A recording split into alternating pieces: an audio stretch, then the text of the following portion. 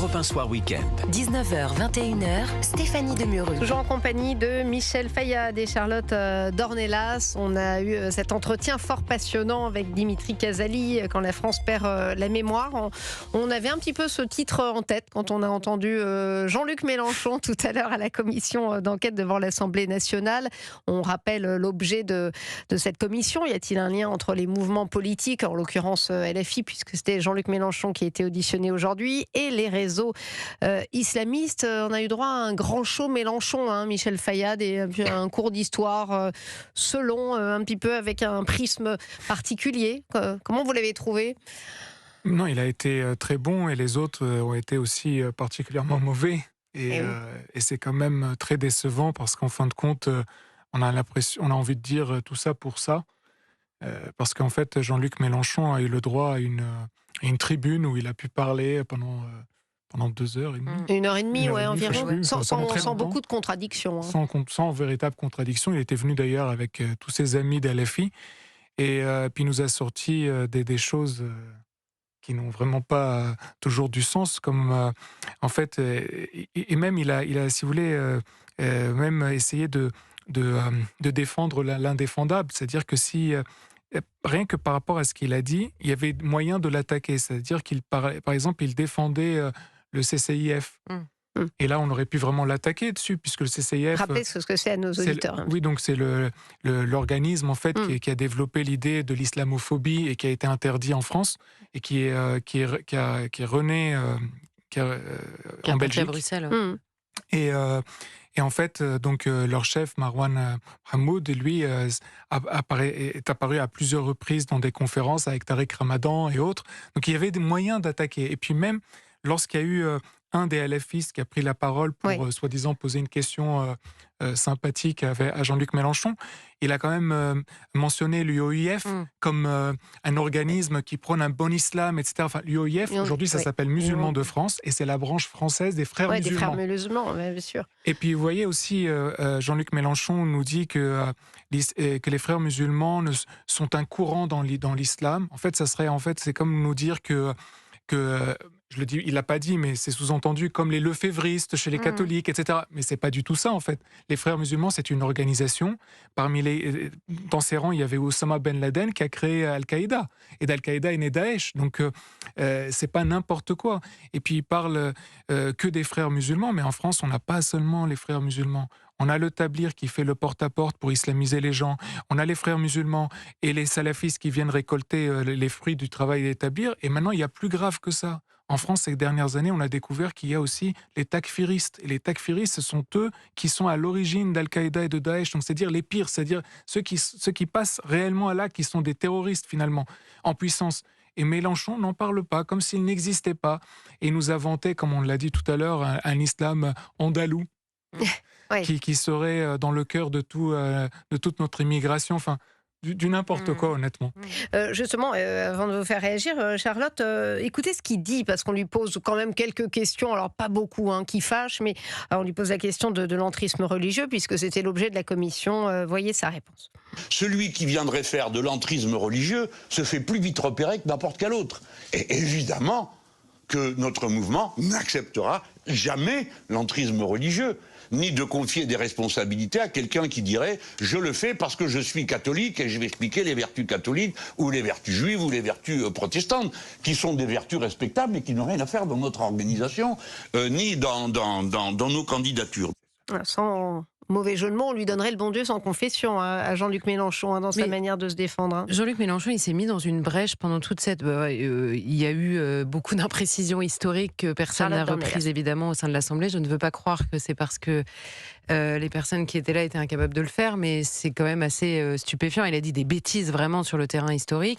C'est quoi alors, c'est le privilège rouge, comme dirait notre ami Gilles William Goldnadel ? Je pense malheureusement que le niveau historique fait que Jean-Luc Mélenchon connaît son histoire de France et il est capable de l'adapter aussi à ce qu'il veut en faire, et qu'en face on a des gens qui la connaissent moins. Ah oui, c'est ça, je pense qu'il y a surtout ça, mais il y a surtout, il s'est mis dans une brèche qui est celle depuis des années, je remarque que même institutionnellement et dans beaucoup de partis qui disent vouloir lutter contre l'islamisme et contre le terrorisme, il y a un malaise au moment de définir ce que nous poursuivons.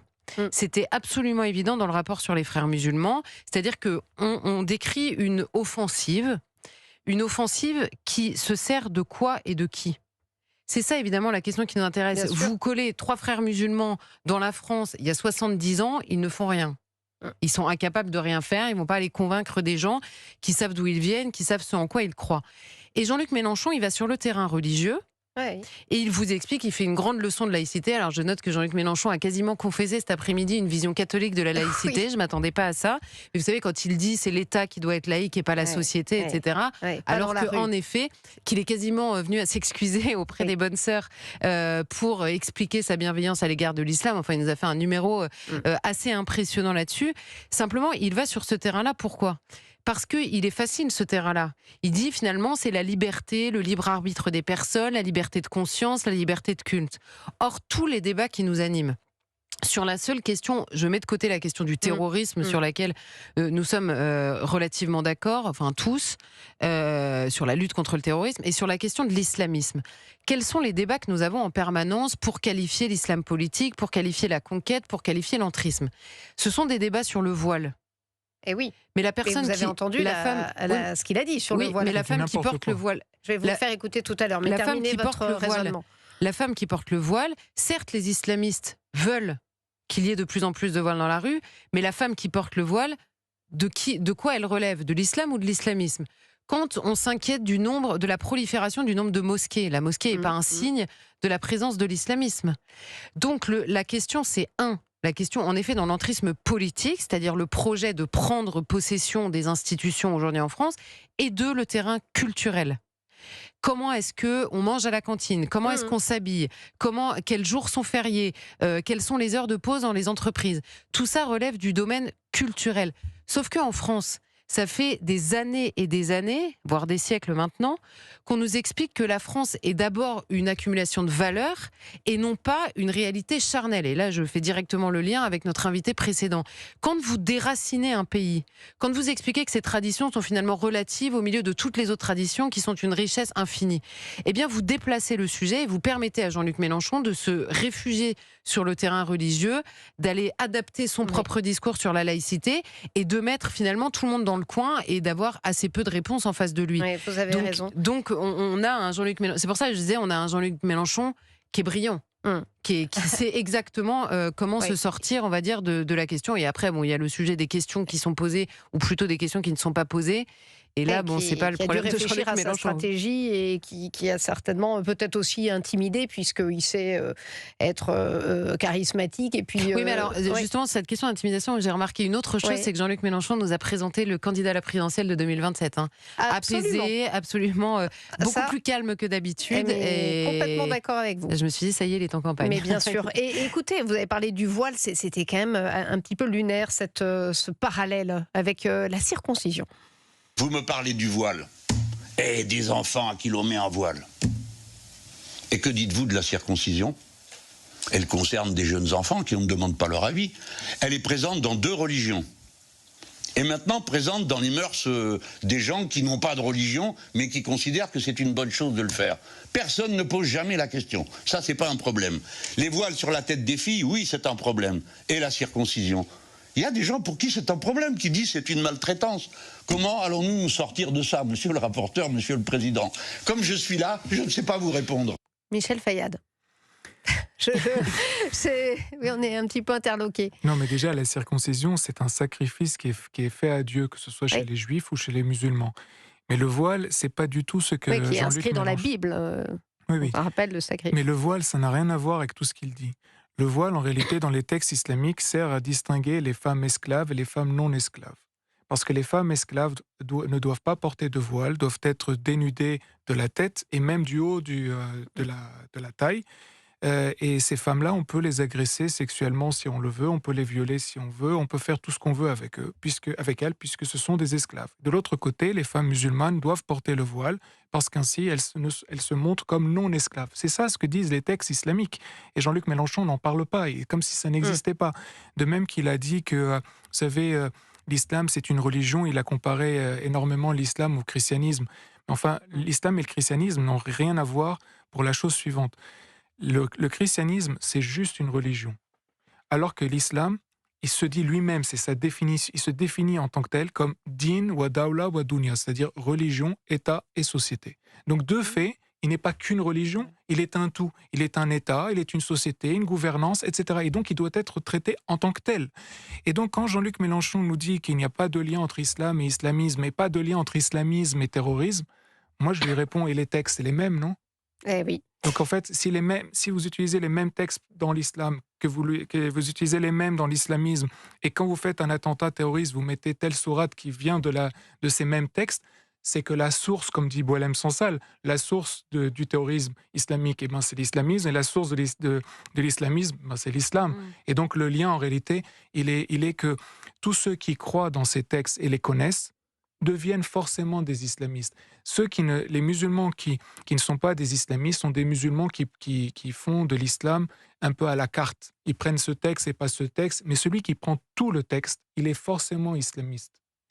Il y avait un autre passage moi, qui m'a interloqué, c'est le passage sur Julien Terry. Vous savez, ce fameux prof d'histoire qui s'amuse à publier des listes de génocidaires, pour la plupart de confession juive, bien évidemment. Donc c'est un prof d'histoire de l'université de Lyon 2 qui n'a pas été suspendu immédiatement. Mais il a fini par être suspendu la semaine dernière, mercredi, parce qu'on a fini par trouver des caricatures absolument nauséabondes qu'il avait publiées sur ses réseaux sociaux. Et Jean-Luc Mélenchon, qui l'a défendu, persiste et signe. Écoutez, il n'est pas antisémite, Julien Terry. Monsieur Thierry, qu'est-ce qu'il a fait ? Il a critiqué une tribune et les signataires de cette tribune. Et j'ai défendu cet homme. Cet enseignant n'est pas antisémite. À mes yeux, il ne l'est pas. Il ne l'a jamais été, il ne l'est pas et il ne le sera jamais. Alors Charlotte, je ne sais pas si vous avez vu les caricatures, on voit un juif caricaturé en train de voler dans une poche, enfin c'est absolument nauséabond, j'aurais même pas osé le passer si on avait été sur une télévision. Là aussi, il nie et puis ça passe, crème si j'ose dire, pardonnez-moi l'expression. Là, on retrouve le privilège rouge.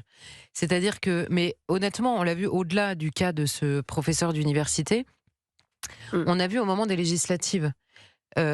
Pourquoi est-ce que je dis ça ? Parce que vous dites en effet ça passe crème. Alors ça passe pas crème, tout le monde critique, les gens s'indignent. Et puis au moment des législatives, c'était déjà le cas. Oui. Déjà on reprochait. D'ailleurs vous avez remarqué, en France il y a des gens antisémites et puis il y a LFI qui flirtent avec l'antisémitisme. Ils flirtent toujours avec l'antisémitisme. C'est quasiment romantique en fait. Donc on comprend que au moment des législatives, vous avez on va dire, le centre très élargi de la classe politique qui a dit on préfère choisir LFI qu'on accuse depuis 6 mois pour des déclarations, des propos récents et contemporains d'antisémitisme. On préfère choisir LFI que le Rassemblement national qui risquerait d'avoir une majorité en raison des origines antisémites du parti. Oui. Moi j'ai compris ce jour-là que ça n'était qu'un ressort de calcul politique, beaucoup plus qu'une conviction. Donc oui, Jean-Luc Mélenchon, en fait, et d'ailleurs ça, c'est assez stupéfiant dans sa famille politique, il ne recule jamais. Eh oui. C'est bien simple, il ne recule jamais et tout le monde leur pardonne.